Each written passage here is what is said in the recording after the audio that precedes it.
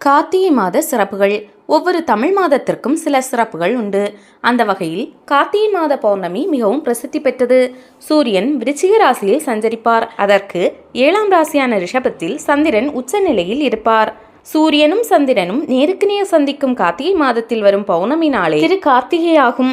சிவன் ஜோதிமயமாக விண்ணுக்கும் மண்ணுக்கும் நின்ற நாள். சிவனின் நெற்றிக்கண்ணிலிருந்து தெரித்து விழுந்த 6 தீப்பொறிகளே கந்தனாகும். சிவனின் கண்களிலிருந்து வெளிப்பட்ட 6 தீப்பொறியும் 6 ஆண் குழந்தையாக மாறியது. அந்த 6 ஆண் குழந்தையும் கிருத்திகைகள் என்று அழைக்கப்பட்ட பெண்களால் வளர்க்கப்பட்டனர். அவரே முருகப்பெருமான் ஆவார். சிவனின் கண்களிலிருந்து வெளிப்பட்ட தீப்பொறி என்பது நெருப்பை குறிப்பது. எனவேதான் திரு கார்த்திகை அன்று அனைத்து வீடுகளிலும் வழிபாட்டு ஸ்தலங்களிலும் அகல் விளக்கு ஏற்றும் வழக்கம் கடைபிடிக்கப்பட்டு வருகிறது. கார்த்திகை மாதத்தில் அகல் விளக்கேற்றி வழிபாடு செய்யும் போது செல்வ வளம் பெருகும் என்பது நம்பிக்கை.